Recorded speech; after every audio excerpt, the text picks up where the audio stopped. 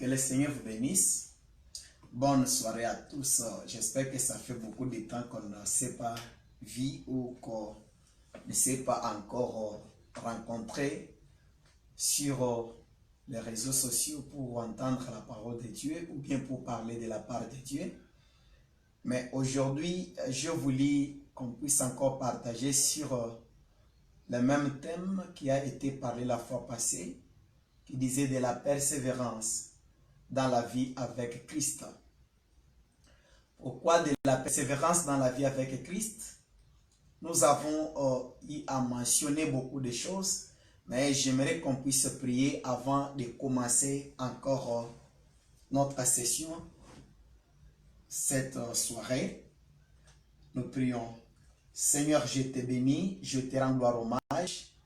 Christ, le Père éternel, le Dieu qui vit, le Dieu qui fait toutes choses. La Bible me dit, l'homme ne vivra pas seulement du pain, mais plutôt de toute parole qui sort de la bouche de Dieu. Le Dieu vivant, le Dieu capable, ta parole est une lumière pour nos vies, ta parole nous éclaire lorsque le monde est en train de chercher quoi que ce soit.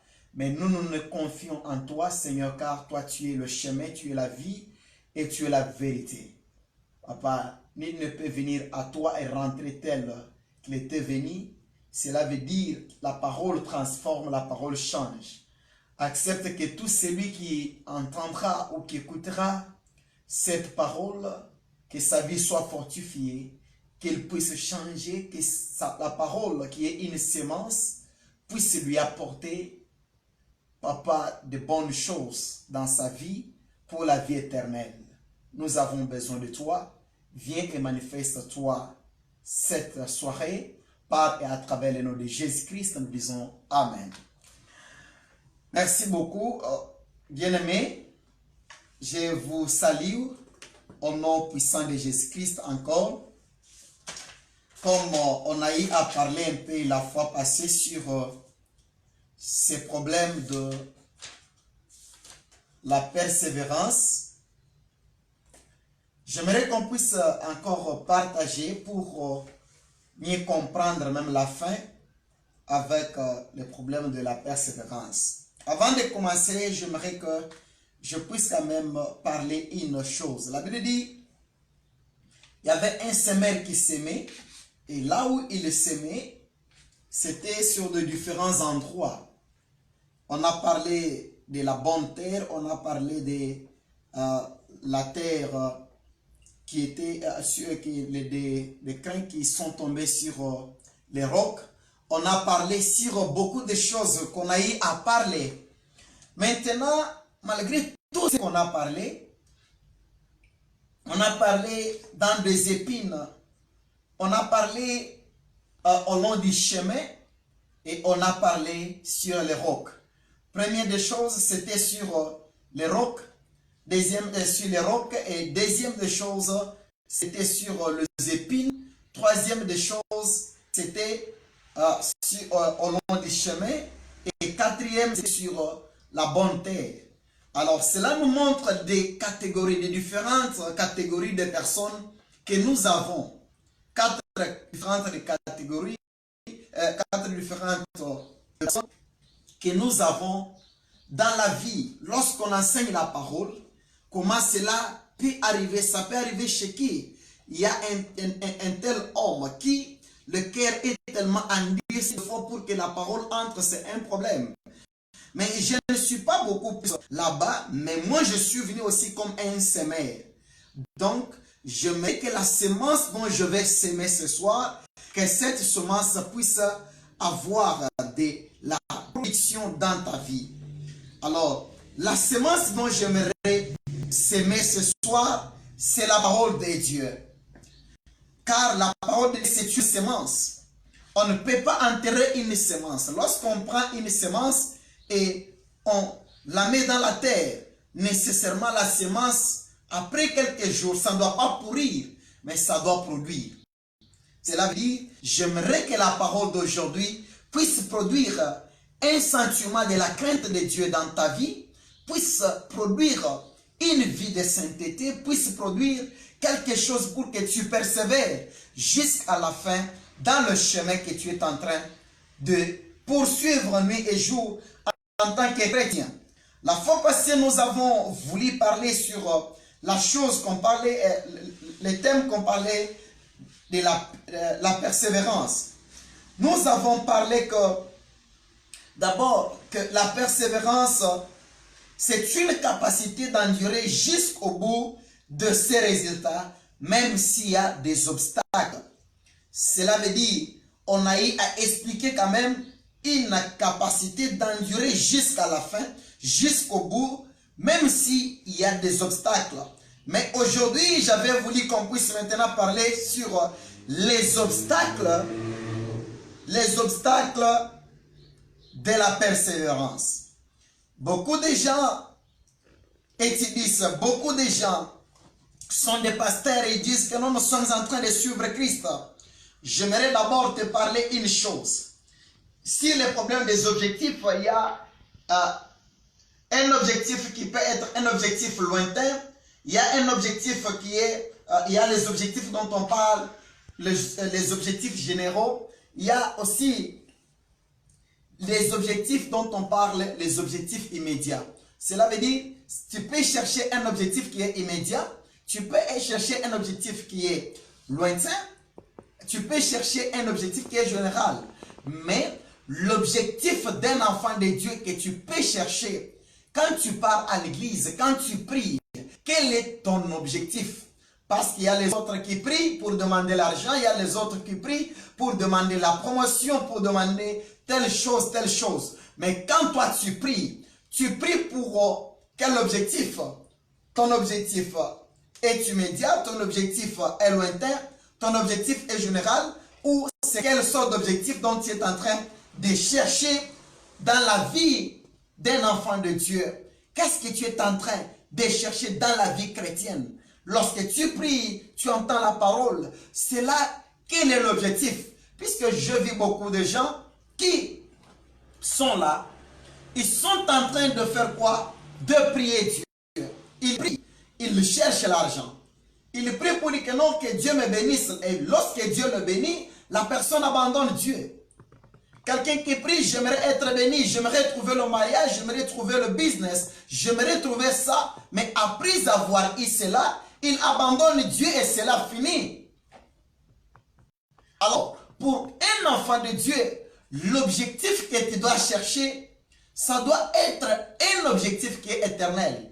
Parce que si tu n'as pas encore trouvé, tout ce que tu trouves dans ton chemin, ce sont les choses éphémères.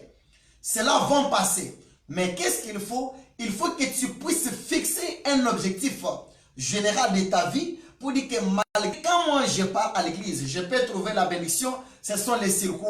Je peux trouver ça, ce sont les circuits. Mais mon objectif, c'est la vie éternelle. C'est ça même le point que je dois atterrir. Alors, nous avons parlé que non, dans ces histoires ici, dans cette histoire de la persévérance, lorsqu'un homme persévère, il y a des obstacles. On a eu à essayer, on a eu à parler quand même sur beaucoup de choses pour dire que non, dans la persévérance, il y a la résistance contre les besoins négatifs, raison pour laquelle même Jésus-Christ dit, prenez garde que personne ne vous séduise, car il savait que non, plusieurs viendront sous son nom. Alors, nous avons encore vu que non, dans la persévérance, il y a la détermination. Si tu n'es pas déterminé, tu ne peux pas arriver au bout. Nous avons retrouvé encore que non, qu'est-ce qu'il y a encore là-bas? Il y a l'insistance. On a donné l'exemple, beaucoup d'exemples, surtout dans la vie de prière. On a parlé aussi d'une femme qui, Jésus-Christ a dit, on ne peut pas prendre la nourriture des enfants et donner ça aux chiens. Jésus-Christ a considéré, mais la femme a commencé à insister. On a parlé de Bartimée, fils de Timée, qui a persévéré aussi lorsqu'on disait que non, tu dois te taire. Mais il a persévéré. Alors, on a parlé que non, il y a l'humilité. Si tu n'as pas l'humilité, donc ton objectif ne peut jamais atteindre. Alors, il faut que ces choses soient là. Alors, j'aime qu'on puisse parler des obstacles. Parce que si on ne parle pas des obstacles, bien aimé, ça sera un problème. La Bible me dit une chose. J'aimerais d'abord qu'on puisse lire notre verset de base qui est Matthieu le chapitre 24, le verset 13. Qu'est-ce que la Bible dit? Matthieu le chapitre 24, 13, la Bible dit ceci. Mais celui qui persévérera jusqu'à la fin sera sauvé. C'était notre lecture de base que nous avons eu à lire la fois passée. Alors, qu'est-ce que nous pouvons dire sur les problèmes des obstacles? La Bible dit que prenez garde que personne ne vous séduise. Alors, l'ennemi, quand il vient dans la vie de la personne, l'ennemi vient pour dérober, l'ennemi vient pour détruire et l'ennemi vient pour égorger. Quand l'ennemi vient, il ne vient pas pour donner la vie, mais l'ennemi vient pour abuser la vie. L'ennemi vient pour détruire la vie. Mais voici une chose. La première des choses qui fait de sorte que la persévérance ne marche pas, qui est comme étant un obstacle. Ici, c'est le problème de la paresse. Un chrétien paresseux. Un homme paresseux, un homme qui est tellement paresseux, une femme paresseuse, dans ses business, dans la prière, dans la vie chrétienne, avec la vie de la paresse, cela ne peut jamais faire que tu puisses persévérer. Un paresseux, c'est un problème pour que tu puisses aller de l'avant. J'aimerais te donner ce que la Bible dit à propos de cette histoire. J'aimerais tirer juste quelque chose sur le problème de Gethsémani, quand Jésus-Christ est allé prier à Gethsémani.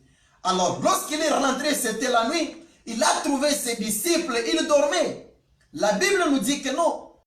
Jésus-Christ les a dit, vous n'avez même pas pu prier, veillez même avec moi 1 heure du temps, 1 heure seulement. Cela veut dire une chose, ils étaient fatigués, la fatigue avait manifesté en eux la paresse.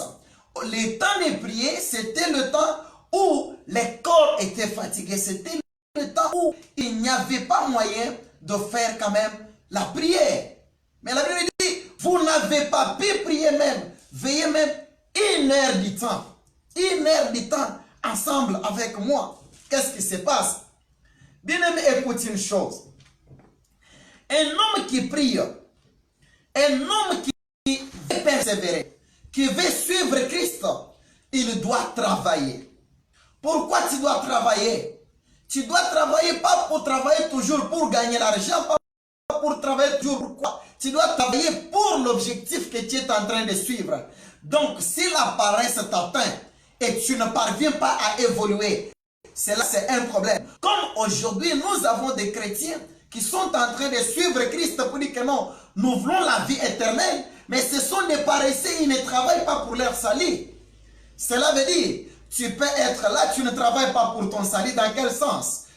Même la vie de prière, tu n'en as pas. Lire la parole, tu n'as pas ce temps-là. Faire le bien, tu n'as pas ce temps-là. Tu es dans la paresse.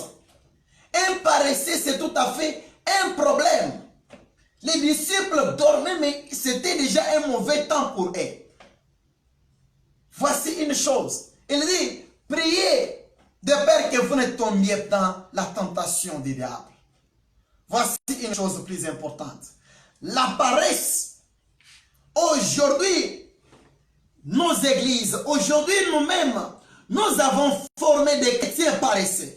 Un chrétien qui n'a pas la capacité de prier lui-même. S'il a un problème, s'il ne voit pas son dédit, son papa, son père, je ne sais pas quel père, cela veut dire que non, il ne peut rien faire. Il faut que celui-là soit. Laissez-moi te dire, chacun doit transporter son fardeau sur son corps. Le fardeau dont tu dois transporter, c'est ton objectif que tu es en train de poursuivre. Mais comment tu peux arriver pour trouver ce que tu es en train de chercher? Tu dois abandonner la vie de paresse. La paresse, ce n'est pas une bonne chose. Un paresseux, c'est tout à fait un problème. Pour que ce paresseux-là puisse arriver à la destination. Tu as une destinée que tu es en train de poursuivre, même un étudiant, même un travailleur, même un homme d'État, n'importe qui que tu peux être. Mais le problème, est-ce que tu prends cela au sérieux? Car la paresse intervient pour détruire. Si le diable veut d'abord prendre la vie de la personne en otage, la première des choses, il vient avec la paresse. Lorsque tu vois que non, pour prier, le corps fait des caprices, c'est devenu un problème bien-aimé. Tu seras tellement combattu par le diable jusqu'à jamais. La paresse, c'est la chose à éviter. Veillez, même un bon chrétien, un enfant de Dieu, même pendant la nuit, c'est lui qui a l'objectif. Même pendant la nuit, même s'il plaît, il doit faire. Il doit travailler. Donc, même pendant la nuit, tant que tu es un enfant de Dieu, tu peux te réveiller pour prier pendant la nuit. Tu peux te réveiller pour lire la Bible pendant la nuit. Mais pendant la journée, pourquoi? Parce que c'est ton objectif principal. L'objectif que tu as, c'est atteindre Christ. C'est arriver à la dimension de connaître Christ en vérité. Trouver la vie éternelle. Mais comment tu peux trouver cette vie-là si tu es paresseux? Un chrétien paresseux, même si on dit qu'on ouvre même les églises, comme on a dit, c'est toujours un problème. On est toujours des paresseux à aller à l'église. Tu trouveras quelqu'un qui est en train de sillonner dans la maison, qui n'a pas la capacité de bouger. La paresse. Laisse-moi te dire, les choses qui sont bonnes, ce sont les choses que la paresse intervient pour abuser. Dans ton chemin de la persévérance, le premier obstacle qui peut te faire d'abord que tu ne puisses pas aller de loin, c'est le problème de la paresse.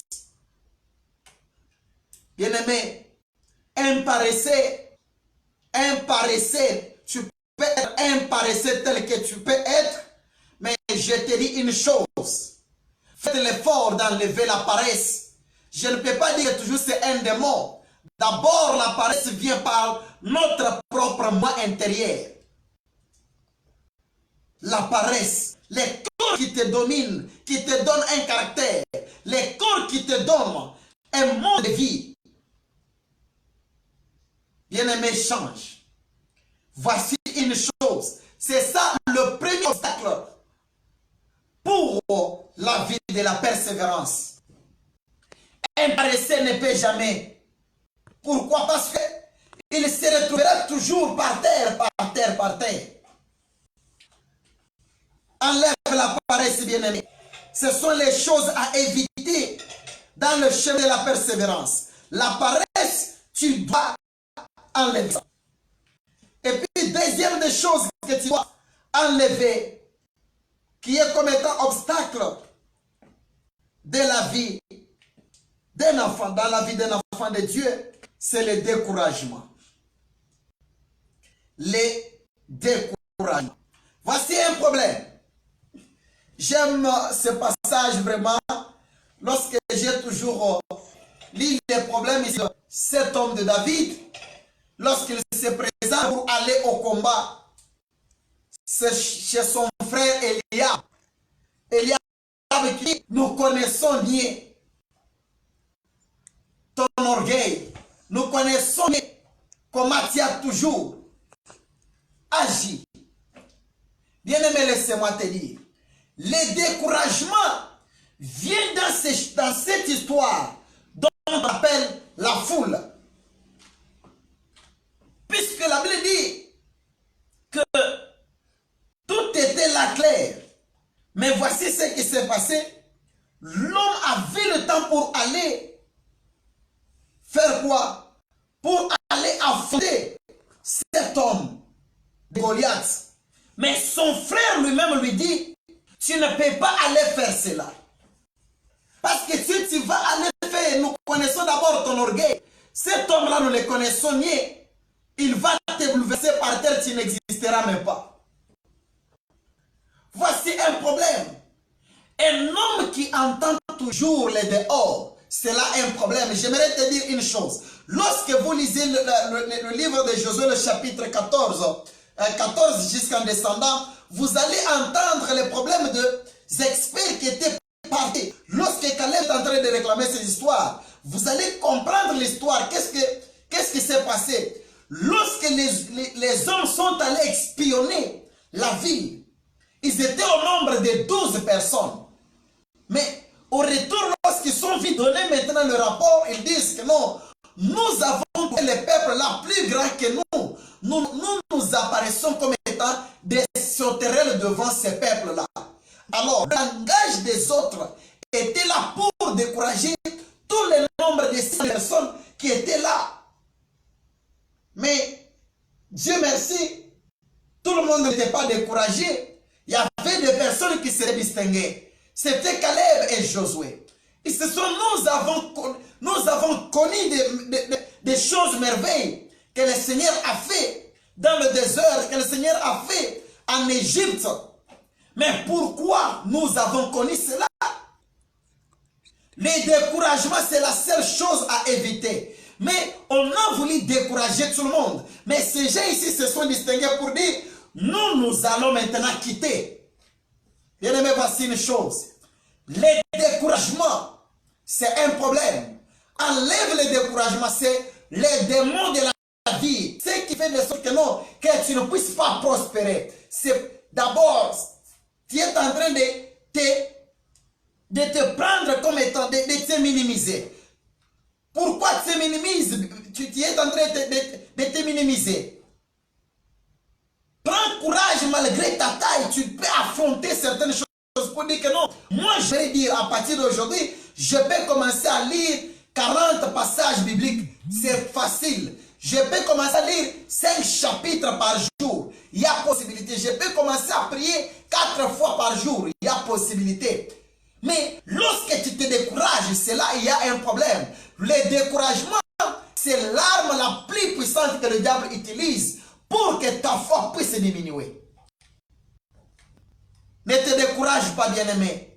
Malgré ce que tu vois ton entourage, tu peux être quelque part, mais celui qui a un objectif, il ne peut jamais se décourager. Il va toujours faire tout son mieux pour évoluer, pour aller de l'avant, malgré on est en train de le pousser. Tout ne marche pas. Mais qu'est-ce que la personne fait? La personne avance toujours. Ne te décourage pas, bien-aimé. Cet homme, Caleb et Josué, ils ne se sont pas découragés. Cet homme, David, malgré ce qu'Eliab disait, il n'a pas eu le temps de cesser son combat. Voici un problème. Eliab est déjà décédé, mais l'esprit d'Eliab travaille encore chez les autres. Eliab est déjà décédé, l'esprit d'Eliab travaille encore chez les autres. C'est une chose plus importante. Je te dis un problème de découragement. Même ton pasteur peut être une pierre d'achoppement pour toi. Souvenez-vous de Anne. Elle dit à Anne, est-ce que Anne, tu es devenue folle? Tu es devenue folle? Ou bien tu es ivre? Un serviteur de Dieu peut te décourager parce que des fois, la foi c'est la folie. Ça arrive à une dimension où personne ne peut maîtriser ça. Mais ce n'est que toi-même qui as eu la révélation de ce que tu as pour comprendre quelle est la dimension que Dieu t'amène. Mais la première des choses que tu dois faire, tu dois éviter les paroles qui te découragent. Même si quelqu'un peut te décourager aujourd'hui, mais si tu as un objectif, même si tout le monde ne donne pas attention à cela, bien aimé, continue à faire ce que tu fais. Continue. Tu peux chercher que les gens te connaissent pour que tu sois encouragé. Laisse-moi te dire, les encouragements des gens, ça peut être une chute pour toi pour demain. Ne te décourage pas. Avance. Avance, bien-aimé, dans ce que tu fais. Cherche l'Éternel. Prie Dieu. Cherche Dieu, bien-aimé. Tout le temps, même dans ta maison, dans ta vie propre. Fais-le bien. Ce que tu as à faire comme étant bien, fais cela, ne te décourage pas. Parce que non, celui-là, on te dit que non, ne part pas donner celui-là des choses parce qu'il est sorcier, parce qu'il est tel. Fais le bien quand tu as le temps de le faire. Bien aimé, parce que ça sera trop tard un jour. La persévérance, l'obstacle qui est là, je te dis, c'est la paresse. Et deuxième, le découragement. J'aimerais te donner un exemple pour comprendre une chose. Les problèmes que tu as éviter encore ici, dans cette histoire, comme étant obstacle contre la persévérance, tu dois éviter la foule. Tu dois éviter la foule, bien-aimé. J'aimerais te donner un exemple plus typique. Vous-même, vous connaissez mieux l'histoire de cet homme de Zachée. Zachée était là, mais la Bible dit Zachée était de petite taille. C'est en Luc le chapitre 19 pour ceux-là qui veulent lire. Zachée était de petite taille. Mais Zachée cherchait à voir Jésus. Mais sa taille ne le permettait pas pour voir Jésus. Mais je ne vais pas parler de la taille qui l'empêchait. Mais quand il a vu que non, cela l'empêchait, les gens qui étaient autour, ils étaient de longue taille. Mais la Bible dit, cet homme a dit non. Qu'est-ce que je vais faire? Il est allé faire son effort pour monter sur un sycomore. Pour monter sur un sycomore, afin d'éviter la foule. La foule l'empêchait de voir Christ. Il y a beaucoup de gens aujourd'hui. Au lieu de persévérer pour voir Christ, au lieu de persévérer pour voir Jésus, au lieu de persévérer pour entrer dans une intimité avec Dieu, ils sont en train d'entendre la foule ou de suivre la foule. La foule, c'est un grand obstacle devant la vie d'un enfant de Dieu. Quand tu suis la foule, bien-aimé, tu ne dois pas persévérer. Si tu suis la foule, tu ne dois pas persévérer. Laisse-moi te dire une autre chose. Malgré tout ce qui s'est passé, il a eu à monter sur un sycomore pour voir Jésus-Christ.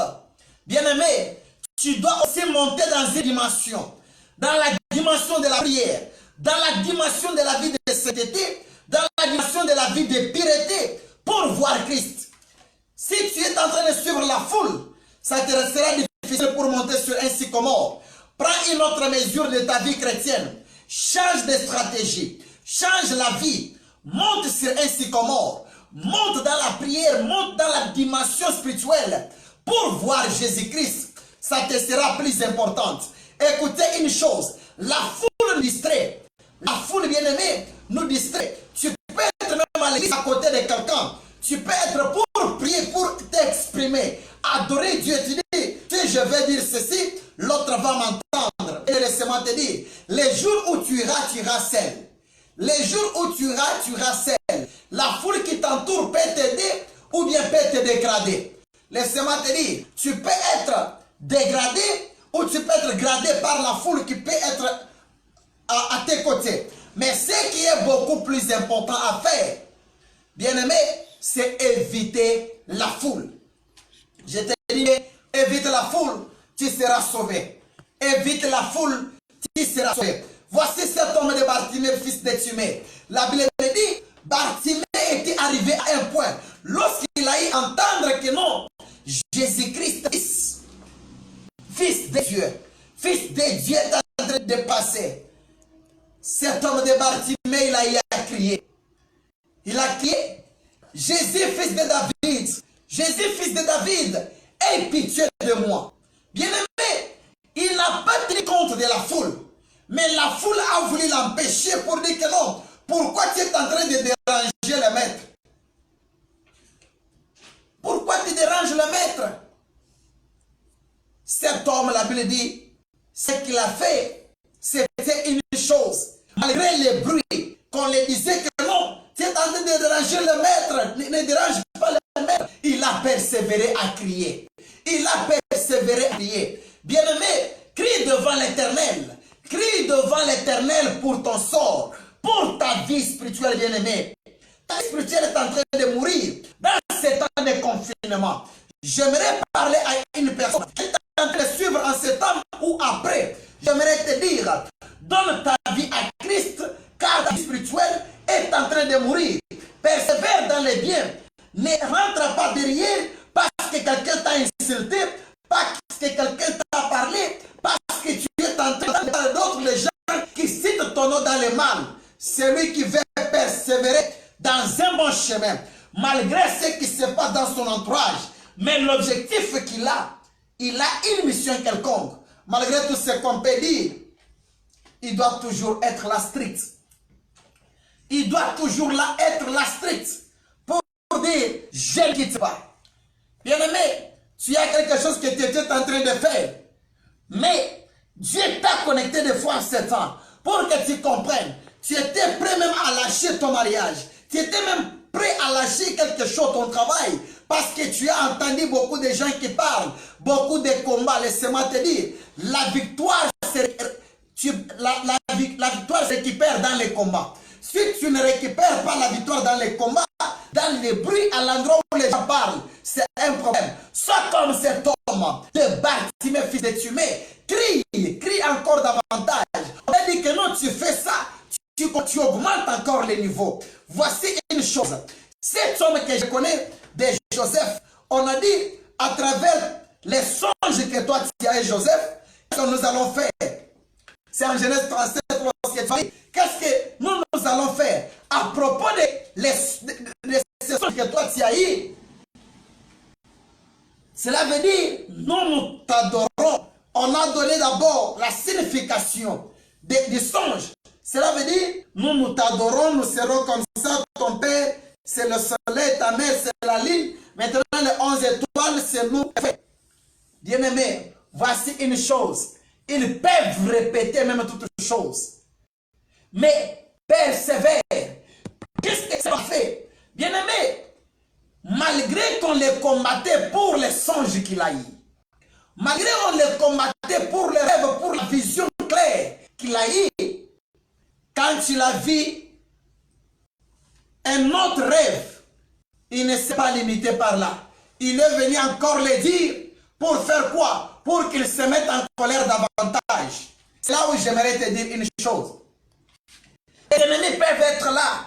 Les ennemis de ta foi, les ennemis de ta vie chrétienne, les ennemis de ta prospérité chrétienne, de ta prospérité spirituelle, pour ton âme, pour ton esprit, l'esprit. Ils peuvent parler beaucoup, ils peuvent, je ne sais pas, mais ce que toi tu dois te focaliser, focalise-toi sur ton objectif. Dieu pourra encore faire davantage, te bénir pour que nous, qu'ils continuent encore, qu'ils puissent même mourir, toujours dans leur mauvais comportement. Voici une chose. Persévère. Persévère, bien-aimé, malgré tout ce qui se passe à tes côtés dans la vie, les obstacles ne manquent pas. Persévère, n'entends pas la foule. La foule est là et là, sera là toujours pour te décourager, pour me dire des mensonges contre toi, pour te médire, pour parler toujours à mal contre toi. Mais ton objectif, c'est le ciel. Tant que tu n'as pas encore trouvé la vie éternelle, n'abandonne pas. Persévère comme moi. Que Dieu te bénisse. Voici une autre chose que tu dois éviter dans cette histoire de la persévérance. Les doutes. Les doutes. C'est là où il y a un problème avec beaucoup de gens. Tu es en train de dire quoi? Est-ce que moi je peux faire ça? Est-ce que moi je peux aller? Est-ce que ceci peut être comme ça pour moi?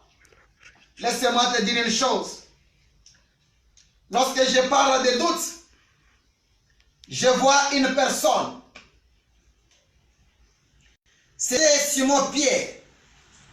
La Bible me dit, ils étaient au-delà, au bord de la mer. Mais ils avaient laissé Jésus-Christ quelque part. Mais d'autres disciples étaient aussi là, aux alentours. C'était, ils traversaient. Mais comme ils traversaient pour aller maintenant au-delà, rencontrer les autres, Jésus-Christ était resté. Ils ont vu maintenant Jésus-Christ, sa mère, en train de marcher. Jésus-Christ a commencé à marcher sur les eaux. Mais lorsque Pierre a vu, Pierre a dit, ah, maintenant qu'est-ce qui se passe? Celle-là c'est fantôme ou c'est quelle personne? La Bible dit une chose. Pierre il a dit, Seigneur, si c'est toi, ordonne que je puisse aussi marcher sur les eaux. Ordonne que je puisse marcher aussi sur les eaux. Voici une chose. Il lui dit, viens. Lorsque Pierre est arrivé, il a mis le premier pas. Pierre a commencé à marcher. Mais après un moment, le doute est arrivé dans son cœur. Pour dire, non, ça c'est impossible. Voici une chose. Il y a un problème de doute. Bien-aimé, si tu veux échouer dans la vie, sois un homme qui doute de tout. Si tu doutes de toutes choses, bien-aimé, les doutes ne t'amènera jamais la réussite. Pierre, il avait déjà fait le mouvement. Mais quand il a vu que non, ça ne tient plus. Bien-aimé, pourquoi tout cela? C'était à cause des doutes qu'il a eu. Bien-aimé, n'ayez pas les doutes dans les choses de Dieu. N'ayez pas les doutes. Jésus-Christ revient bientôt. Ce n'est pas quelque chose à douter. Enlève les doutes dans ton chemin de la persévérance. Est-ce que moi ici, je peux être un avocat demain? Moi ici, je peux être un président demain. Je peux être un ministre demain. Je peux être telle personne demain. Bien-aimé, tu le seras par ta conviction. Mais enlève les doutes. Tu le seras au nom de Jésus-Christ. Je te dis, enlève les doutes. Ta destinée, c'est ta destinée. Malgré tout ce qui peut arriver, c'est toi qui es l'auteur de toutes choses. Les doutes t'empêchent. Les doutes est en train de te faire reculer derrière. Enlève les doutes dans ton chemin, dans ta marche avec Christ. C'est ainsi que tu peux arriver à ta destinée. Voici une chose, bien-aimé. Un homme qui doute, c'est vrai, il y a un philosophe qu'on appelle René Descartes. René Descartes dit c'est mieux de douter de toutes choses. Il est parvenu à douter de l'existence de Dieu. Alors, mais ceux qui n'avaient pas fait de lui, il faut athée. Mais j'aimerais d'abord te dire une chose. Parmi les gens qui ont douté même de Dieu, ces gens-là, ils sont parvenus à accepter. Comme les philosophes, si je pars dans la philosophie, on trouve que René Descartes, il a dit, il faut douter de tout. Mais Jean-Paul Sartre, il a dit que non, Dieu n'existe pas. Il a eu à croire que non, lui-même c'est un vrai athée. Mais pour finir, il est parvenu à croire. Bien-aimé, j'aimerais te dire une chose. Enlève les doutes dans ton cœur. Jésus-Christ, la vie de Christ, c'est une vérité et c'est une réalité. Christ revient bientôt, ce n'est pas un slogan. Parle à tes enfants, parle à tes frères et sœurs, parle à tes parents. Il vient bientôt, ta vie en dépend. Écoute bien-aimé pour conclure. Qu'est-ce que je vais conclure avec ce sujet de le sujet ici de la persévérance. Notez bien quelque chose à savoir. Je parlais une chose pour dire que non, la persévérance sans la foi et la prière, on risque de finir en route. Si tu as la persévérance, mais tu n'as pas la foi, de croire d'abord en toi-même et croire à la puissance qui agit en toi. Bien-aimé, tu finiras en route. Donc, il faut qu'il y ait la foi et il faut que la prière qui t'accompagne. Pourquoi? La foi doit être comme étant un moteur. La foi comme étant un moteur. Puisque sans la foi, on ne peut pas plaire à Dieu. Sans la foi, il est difficile de lui être agréable. Sans la foi, bien-aimé, c'est trop difficile d'être en connexion avec Christ. Sans la foi, c'est trop difficile de vivre la foi. C'est trop difficile d'être appelé enfant de Dieu. On est enfant de Dieu par la foi. Voici une chose. La foi doit être un moteur pour toi.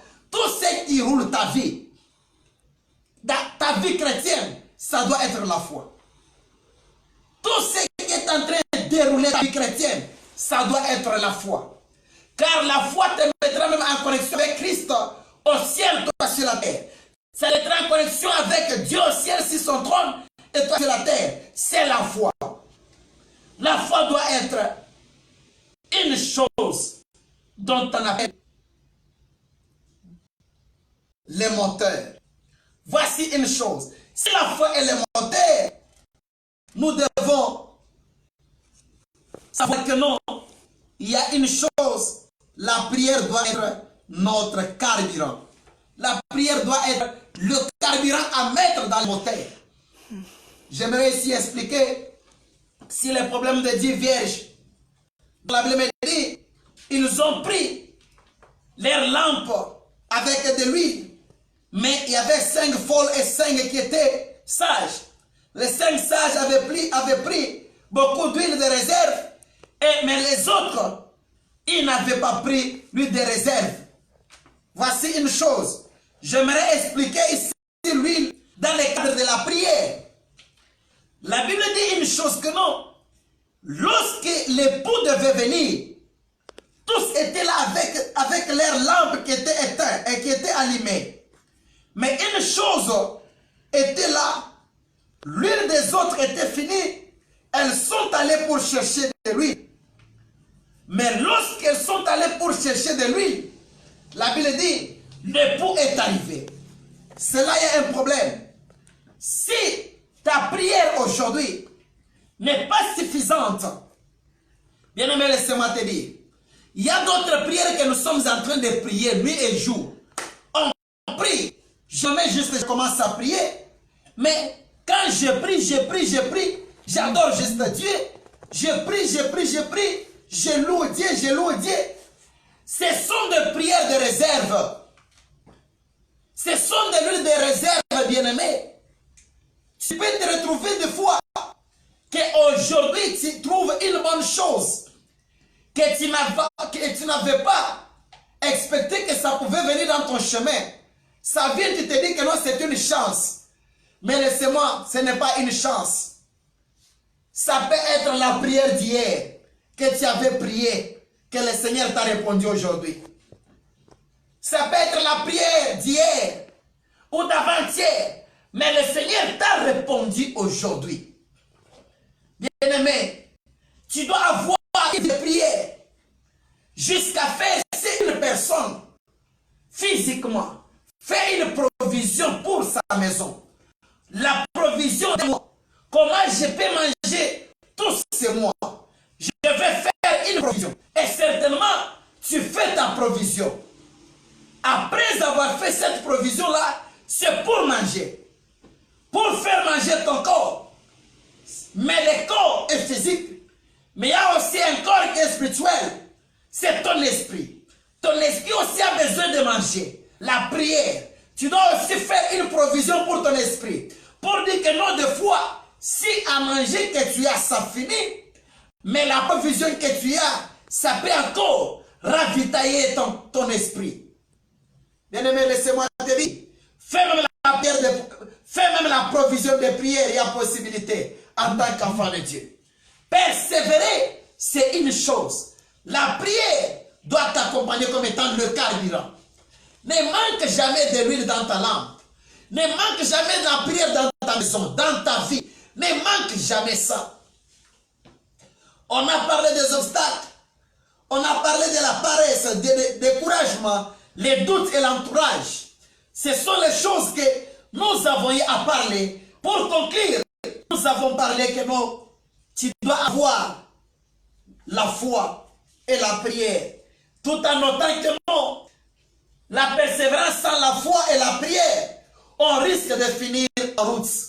Bien-aimé, dans ta vie à Christ, persévère dans la foi et dans la prière. C'est ainsi que le Seigneur notre Dieu t'assistera. C'est ainsi qu'il te bénira. Même dans tes entreprises, aie la foi, persévère, évite les doutes, évite les découragements, évite l'entourage, évite, bien-aimé, encore une chose, la paresse. Tu dois éviter ces histoires. C'est ainsi que Dieu te bénira.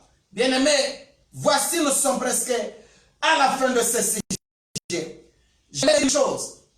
J'ai lu la Bible à Jérémie, le chapitre 31, verset 37. Là, il dit, je graverai ma parole dans leur cœur. J'aime que cette parole, que le Seigneur notre Dieu puisse graver cette parole dans ton cœur. De paix que la pensée de l'éternité qui est dans le cœur, que cette pensée puisse nous rappeler nuit et jour que Christ revient bientôt, qu'on puisse chercher ça nuit et jour, par et à travers le Jésus-Christ bien-aimé. Je dirais que l'ennemi qui viendra, que ce soit le découragement, que ce soit l'entourage, que ce soit la paresse, que ce soit les doutes, que cet ennemi soit détruit, soit loin de ta vie, au nom de Jésus-Christ, sois béni en ce soir. Par le nom de Jésus-Christ, nous disons Amen. Que le Seigneur vous bénisse. Bonne soirée. C'était l'évangéliste Joseph. Je vous bénis au nom du Seigneur Jésus-Christ. Bye.